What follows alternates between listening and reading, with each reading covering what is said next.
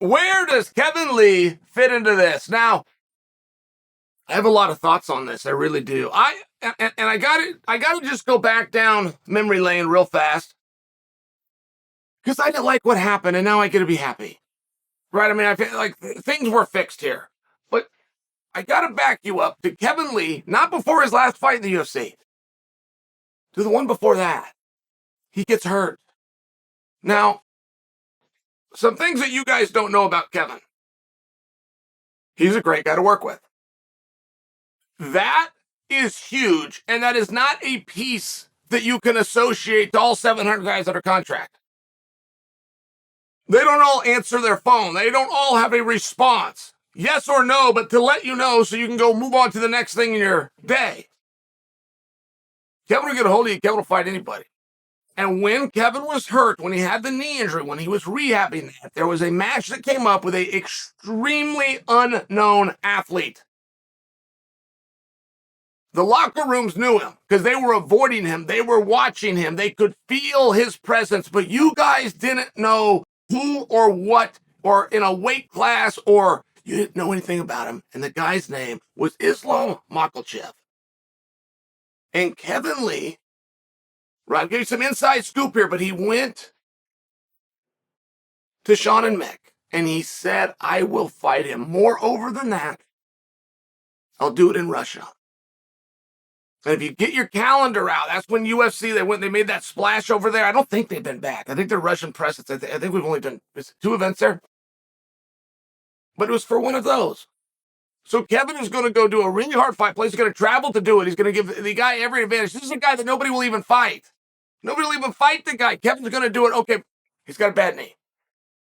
So when they find out about the knee, now he knew about the knee and he even disclosed, I'll do it with the bad knee. And then I'll come out and then I'll do my surgery. Wait, time out. Let's not do the Islam fight. Go get that knee fixed. He does. A year goes by.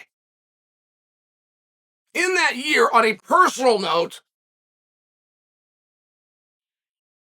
Kevin had a hard time in a relationship. Okay, the relationship breaks up. That's hard. That's hard for anybody. He's got to get the knee better. Oh, by the way, he changes weight classes.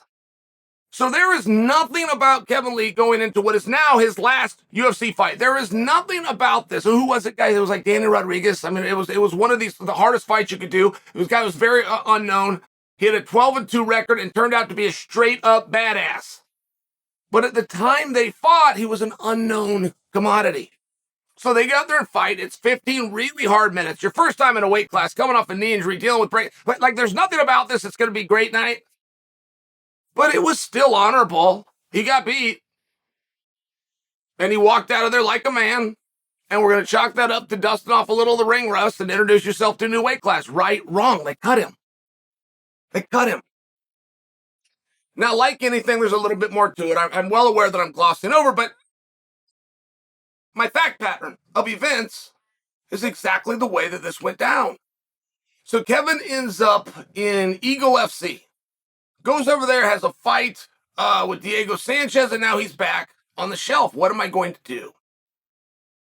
Well, the things that I glossed over, a couple of the elements that added to our decision here, went away. Kevin gets brought back in. He's working with Ali Abdelaziz, the single greatest manager in the history of this business. He's back in the UFC. He's going to do it at 170. So when it does come down to where does Kevin Lee fit in all this? Timeout. I'm speaking out of turn saying it's going to be at 170. I assume it is. It should be, and I hope that it is, but I should clarify for you that I don't actually know that. Now, Kevin has a couple of people who are influential in his decision-making, and my partner Ryan is one of those people, and Ryan makes a suggestion to me, Masvidal. Kevin Lee versus Masvidal. Now, first off, I just don't think that's the match that's going to get made when Kevin's coming back. I just don't think he's going to walk into something like that. But secondly, and far moreover, is Masvidal is booked with Burns. Now, I could very much get behind the idea of Winner and Kevin Lee, but I don't know if anybody else could. Kevin's coming off a loss. He's been gone. Those guys get shined up. They want to go. I'm looking from an X's and O's. That would be a really good fight. I don't think that that's the direction they're going to go, but I do have just as lofty of goals for Kevin, and possibly my head is in the clouds. Because I would like to see Kevin draw into the winner of McGregor and Chandler.